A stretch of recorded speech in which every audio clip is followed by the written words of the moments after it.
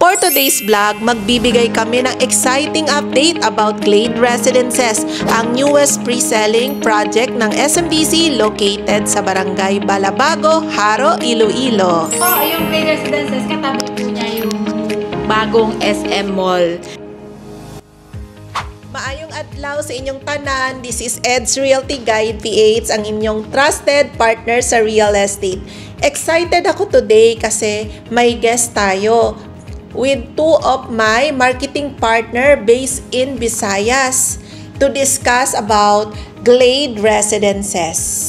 Okay, hello everyone. I'm Cheer Ariston. I'm your friendly real estate agent here in Iloilo. Yes, I'm MJ Amparado. I'm your agent from Bacolod City.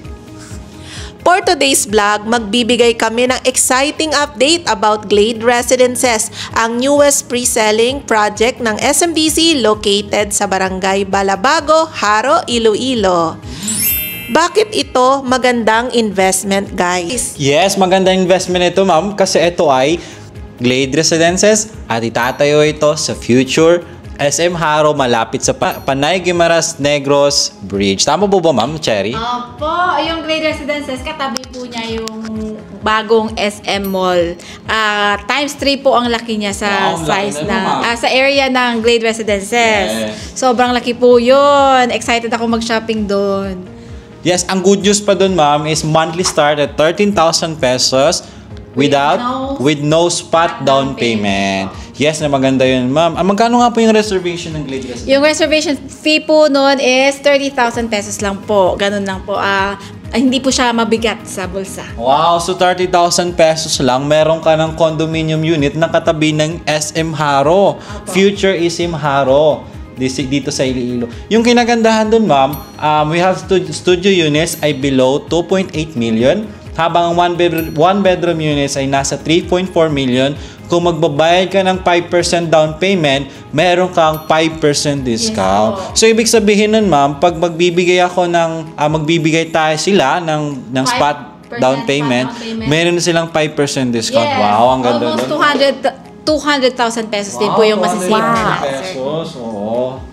Ngayon, Miss Cherry, kwentuhan mo naman kami tungkol sa construction update and progress ni Glade Residences para magkaroon ng idea ang mga viewers. Okay, ma'am. And yes po, ma'am. So, nung pumunta po ako doon sa Glade Residences, sa site po, nakikita po natin doon, almost all buildings na po ang ginagawa. Yung phase 1 po natin, nasa 50% construction progress na po. Wow, ang bilis dun, mama. And yung phase 2, nasa 30 na siguro. And yung phase 3, sinisimula na rin po. So, I feel like mabilis po yung construction ni Glade Residences. Oo, ang ganda na naman kasi ang bilis ng construction na. Tapos, yung sa pre-selling, di ba? Nag-offer tayo ng pre-selling.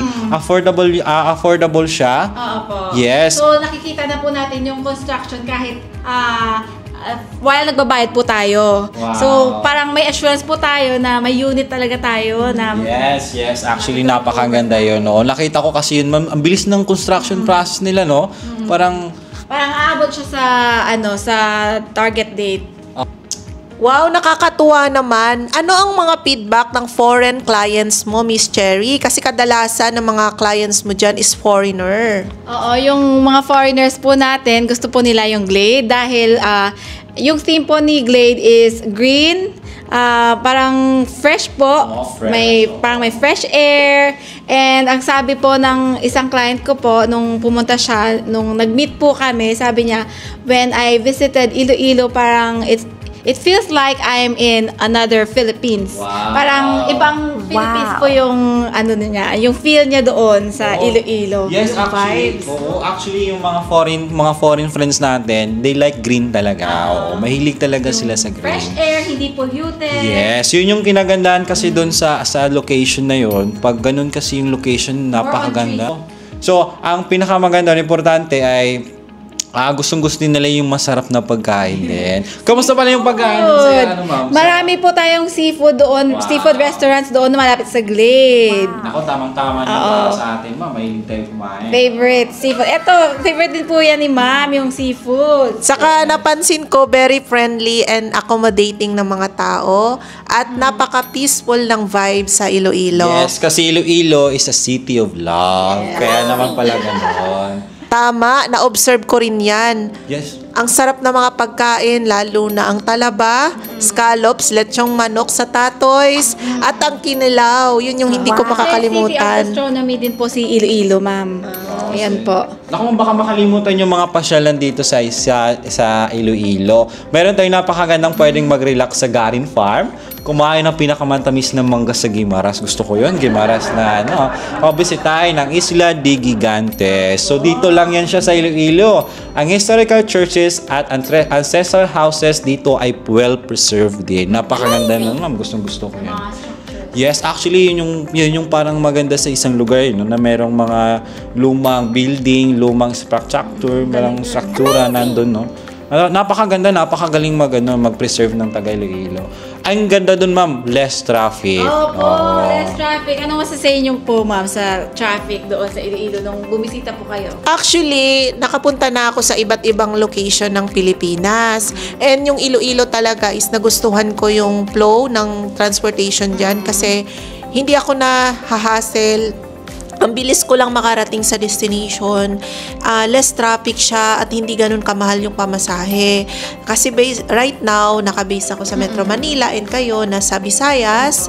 So, kayo yung mga agent ko na nakikipag-meet sa clients na gusto nila makipag-meet face to face. So, maganda na meron kasing IMPs na nandito na sa Visayas to build trust din sa mga clients natin dito sa Visayas. Tsaka ma'am, ang Glade Residences ma'am, napakaganda talaga kasi hindi lang sa malinis na lugar, malinis din yun ang hangin.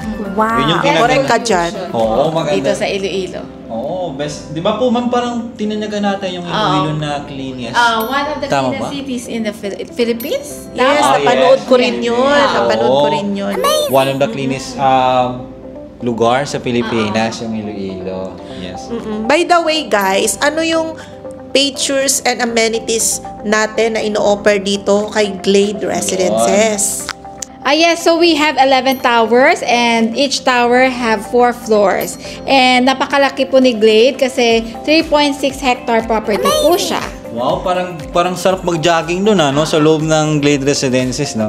And actually, ma'am, meron pa 24/7 security para sa mga peace of mind. So napakaganda no, 24/7. Grand Great Gateway na welcoming ang dating. Sa Tower A, meron tayong lobby na function area for events tulad ng birthdays and wedding. Actually, napakaganda na ma'am kasi pwede kang mag-celebrate ng intimate na celebration doon. And meron din tayong swimming pools. We have swimming pool for kids and for family bonding. Also, Adult pools. yes, meron tayong adults. Also, we have a basketball court para sa mahihilig naman mag-sports. Ikaw, sir, mahilig ka mag-basketball. Yes, mahilig ako mag-basketball pa, pero parang binubugbog nila ako din. Pero gusto ko yun. Meron tayong linear parks at green link gardens para sa relaxation. Available units, studio, and one bedroom. Ang best part, yes, what's the best part, Ma'am Sherry? And the best part, Yes. this is perpetual ownership po. Si SMDC. So, it means pwede nating ipamana sa ating mga anak yung ating unit na nabili. Oo, parang Lifetime ownership po yun. Pwede pa lang Meron para tayong sa, title. para sa generation. So, yung napakaganda kasi dito, ma'am, kasi yung Glade Residences, para siyang you are preparing for your better generation.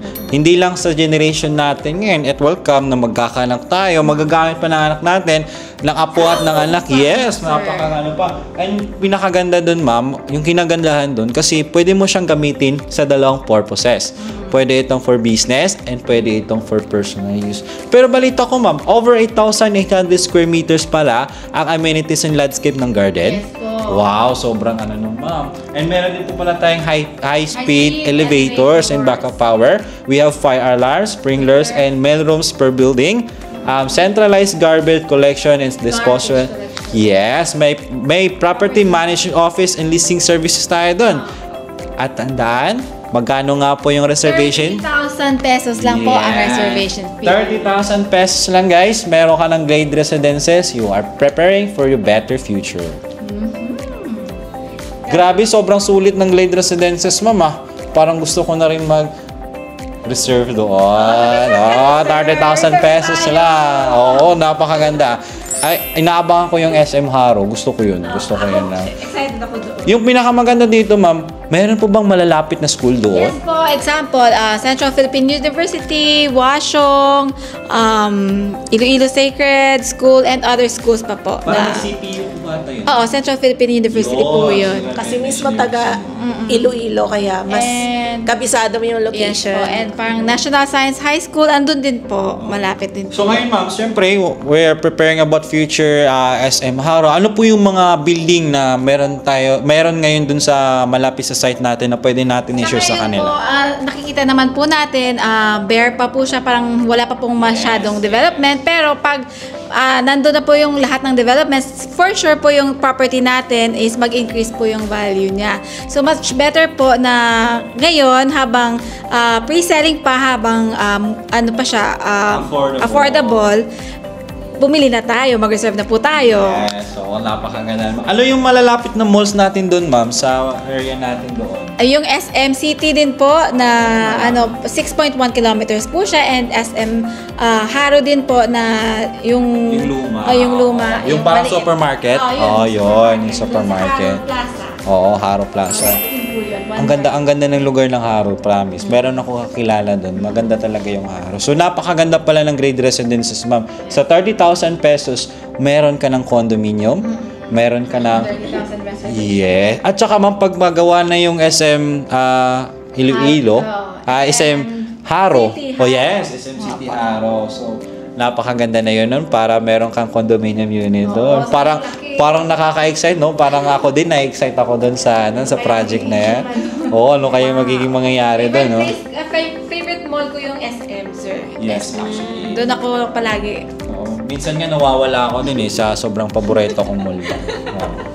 Nakakatuwa talaga tong dalawang to is Team Visayas. Thank you for sharing, guys, sa mga viewers natin, sa mga clients, upcoming investor na gustong mag-invest sa Visayas, naghahanap ng location kung saan sila pwedeng mag-retire and for investment.